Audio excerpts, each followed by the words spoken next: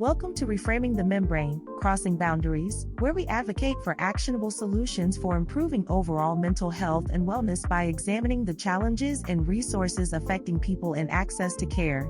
Each episode takes listeners through lived experiences and evidence-based research, providing practical strategies to build resilience and advocate for mind, body, and spirit well-being. Thank you for joining us as we engage with the community, health professionals, advocates, and individuals sharing their experiences. Before we get started, the content of this production may be emotionally challenging.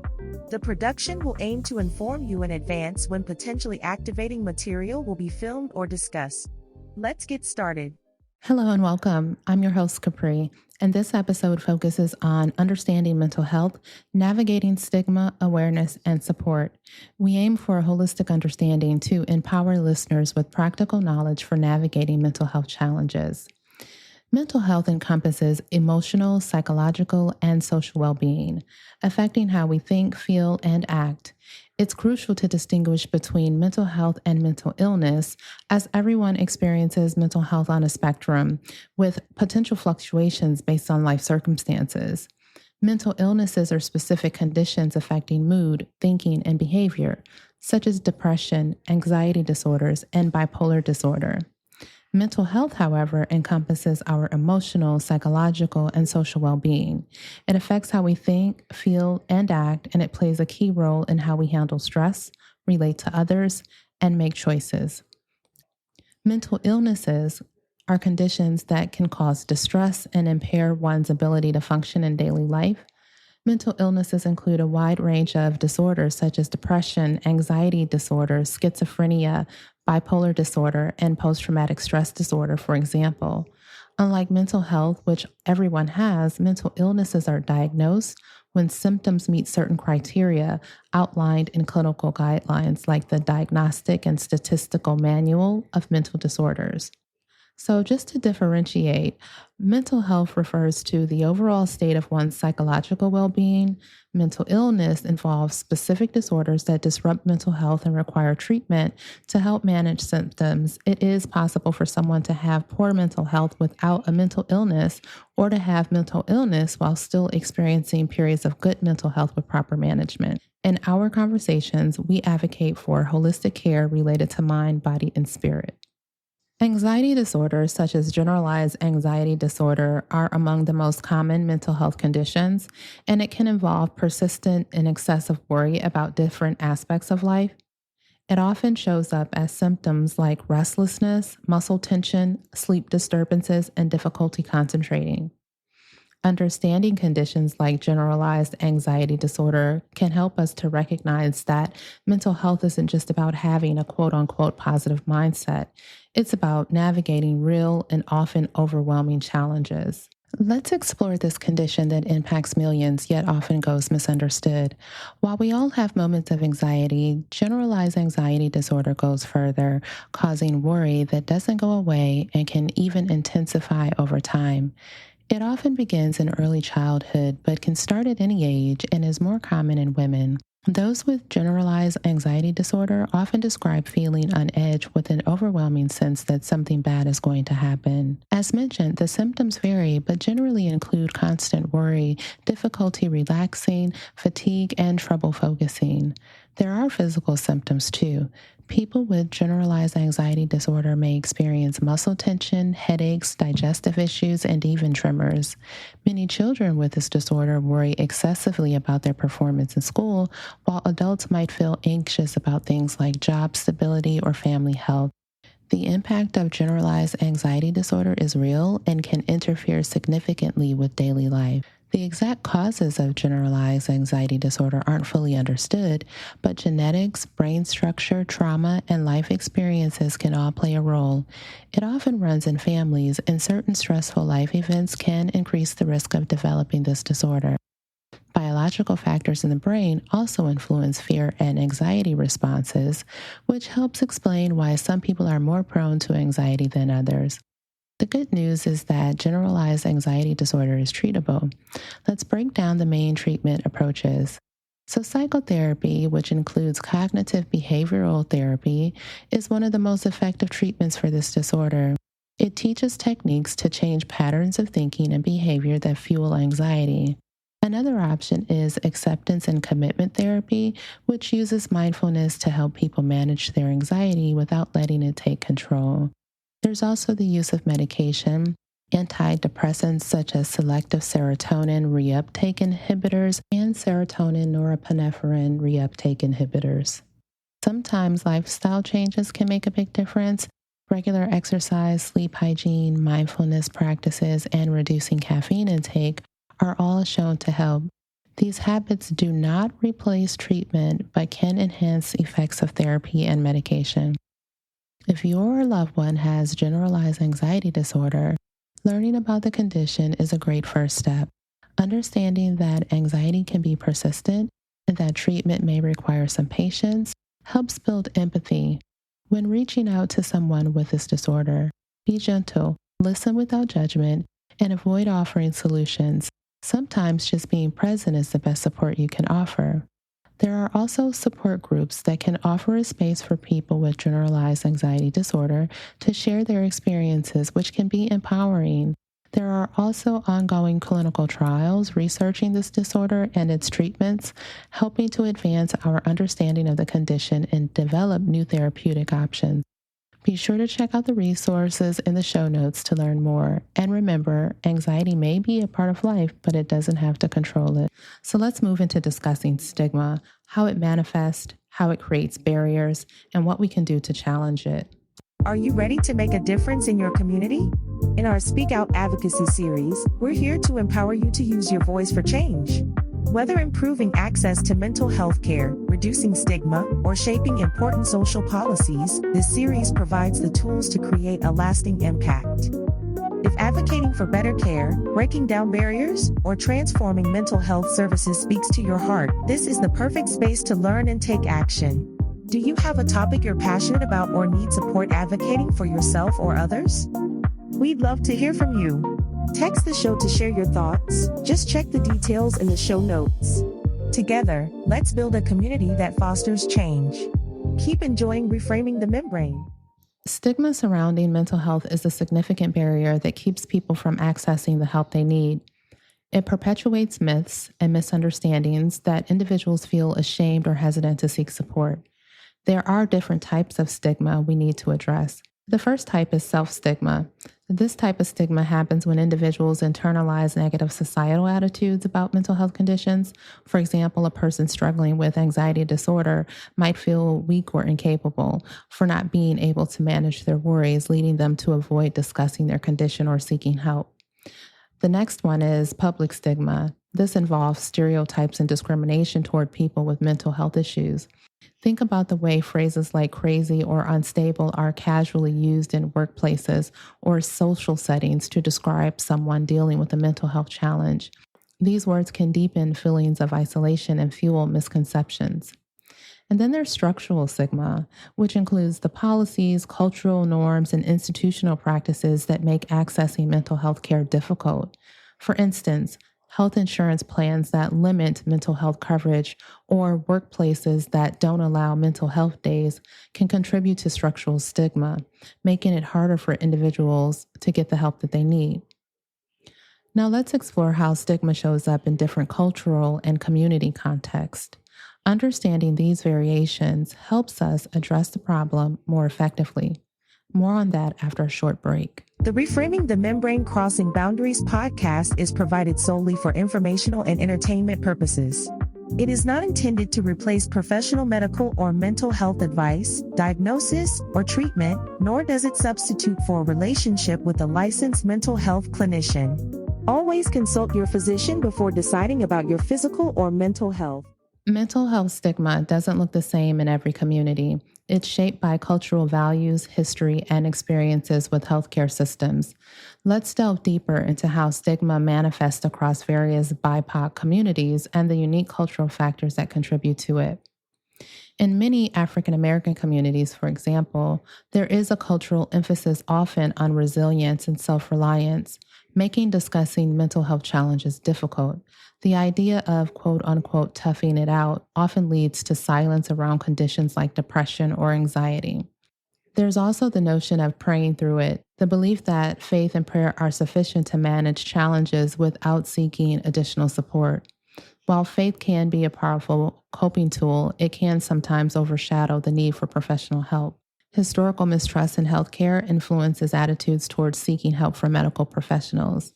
The mistrust is rooted in unethical practices such as the Tuskegee experiment, with Black men being deliberately misled about receiving treatment for syphilis. Another significant example is Henrietta Lacks, an African American woman whose cells were taken without her consent for medical research and are still being used today. And these are just two examples that highlight issues of exploitation and informed consent. These events contribute to skepticism and fear about the healthcare system, including mental health services.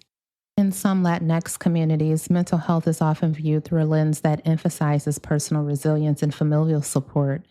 Mental health conditions might be described in terms such as attack of the nerves, framing these issues more as physical symptoms rather than psychological conditions that need treatment. The cultural concept of a deep commitment to family can also influence how mental health is perceived. While family support can be a source of strength, it can also lead to feelings of guilt or burden, discouraging individuals from seeking help outside the family. Additionally, the idea of community solidarity and pride can inadvertently create pressure to maintain a strong front and avoid showing vulnerability. In some Asian American and Pacific Islander communities, there's a significant pressure to achieve a high academic and career success tied to the model minority myth, which can make mental health challenges seem like a failure. The concept of saving face, maintaining a positive social image, and not bringing shame to the family can make discussing mental health struggles difficult. There's often a belief that emotional challenges are best handled privately or should be dealt with through willpower. This stigma can prevent people from seeking help or even acknowledging their mental health issues. For example, in some traditional beliefs, mental health symptoms might be attributed to supernatural causes, such as a spirit or spirit possession, rather than being seen as a medical condition that can be treated. And this isn't just the case for AAPI cultures, this spans numerous communities. Among Native American and Indigenous populations, historical trauma from colonization, forced relocation, and cultural suppression has deeply impacted mental health. The intergenerational transmission of trauma continues to affect community well-being, with higher rates of substance abuse and mental health conditions like PTSD. The emphasis on community and collective well-being is a source of resilience, but can also mean that individual mental health needs are deprioritized in favor of communal obligations.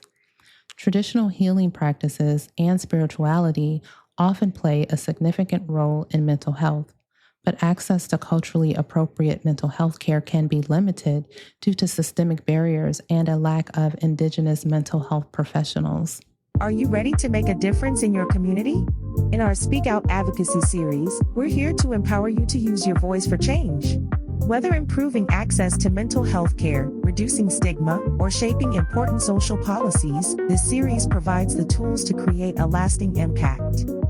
If advocating for better care, breaking down barriers, or transforming mental health services speaks to your heart, this is the perfect space to learn and take action. Do you have a topic you're passionate about or need support advocating for yourself or others? We'd love to hear from you. Text the show to share your thoughts. Just check the details in the show notes. Together, let's build a community that fosters change. Keep enjoying Reframing the Membrane. In the episode on cultural healing and community empowerment, we dive deeper into the discussion around the importance of social and emotional well-being and the role that spirituality and healing-centered approaches can play in our journey to take care of ourselves. Across diverse BIPOC communities, mental health stigma can intersect with experiences of racism, economic stress, and other forms of marginalization, leading to compounded barriers. For instance, some South Asian communities may view mental health issues as family problems rather than individual concerns, thus discouraging open conversations about mental illnesses. In Middle Eastern and North African communities, cultural norms that emphasize family honor can result in avoiding mental health services to prevent perceived shame on the family. These examples illustrate how mental health stigma is deeply embedded within cultural narratives and societal norms, making it crucial to approach mental health through culturally sensitive and community-centered strategies. Next, let's discuss strategies to educate ourselves and others, reduce stigma, and make mental health support more accessible in schools, workplaces, and the broader community. Education is essential for breaking down stigma. By teaching about mental health, emotional distress, and the symptoms of mental illnesses, we can help demystify these conditions and empower people to seek support. Even having conversations like we're having today is a way to educate and help to reduce the stigma.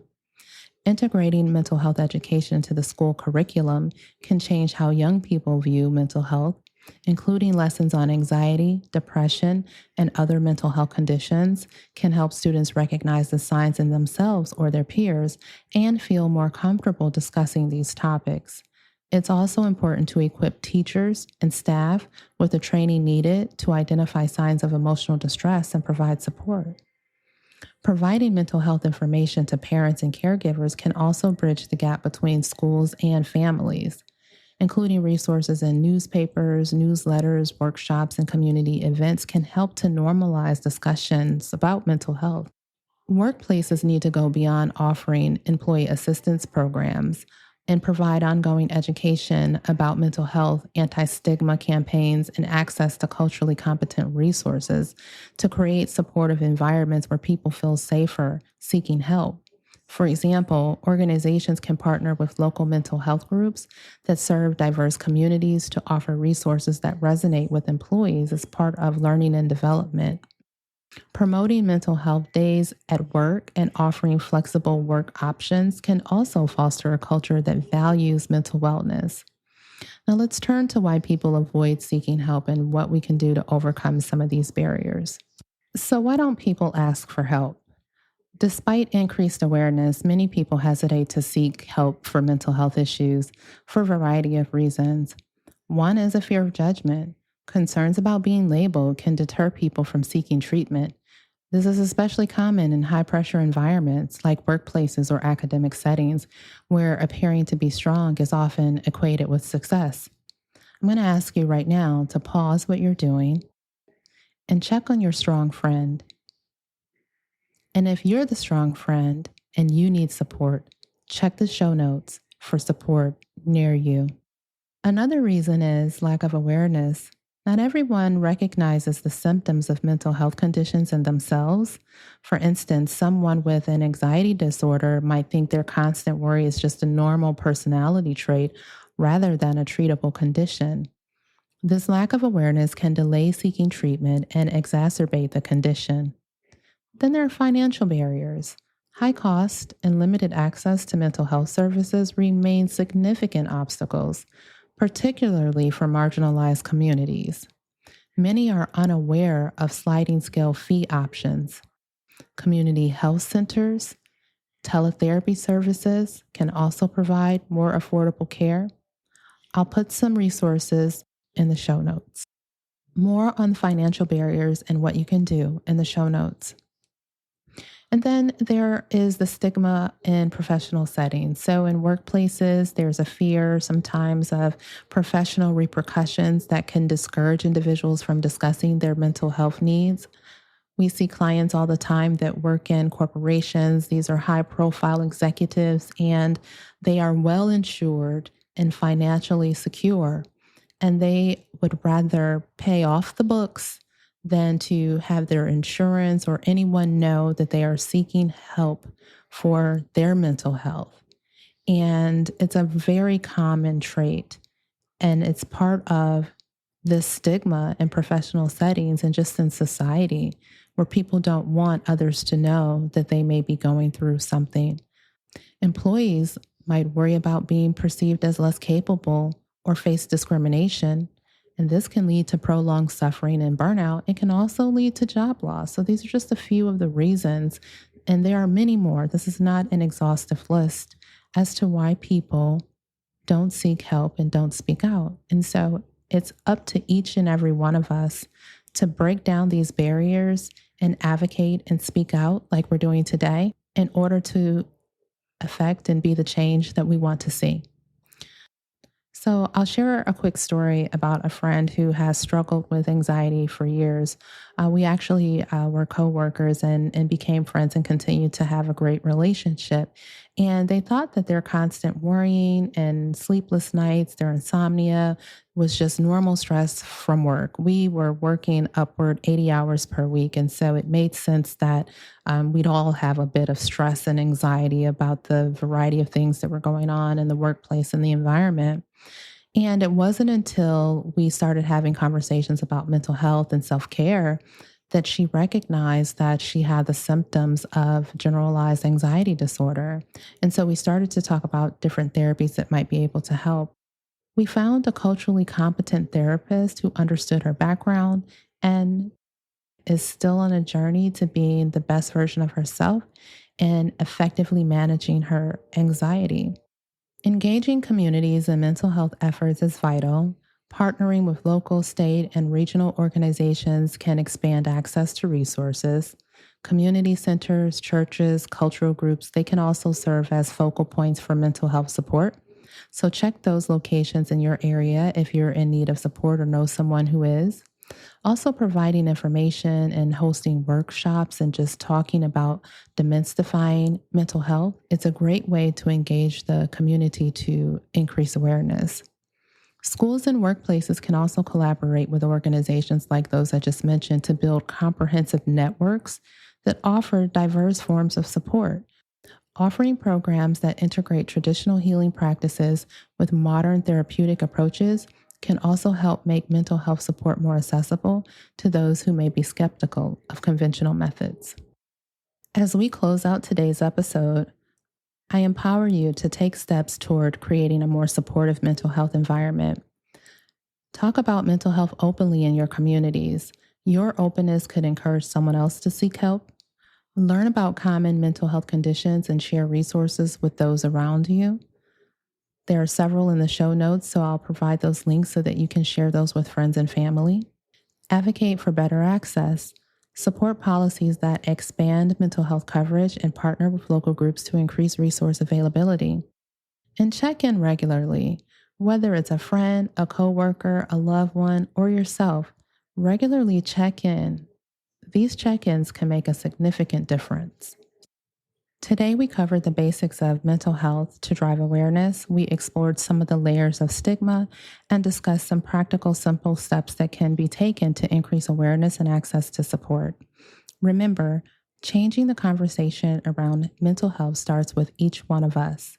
We can create safer, more understanding spaces in schools, workplaces, and communities by taking small steps together. Mental health is an integral part of overall wellness. Seeking help is not a sign of weakness, but a courageous step toward healing. In our next episode, we'll dive into understanding trauma and its impact on the body and mind. We'll explore strategies for healing and reconnecting. Until then, stay compassionate, stay curious, and keep these conversations alive.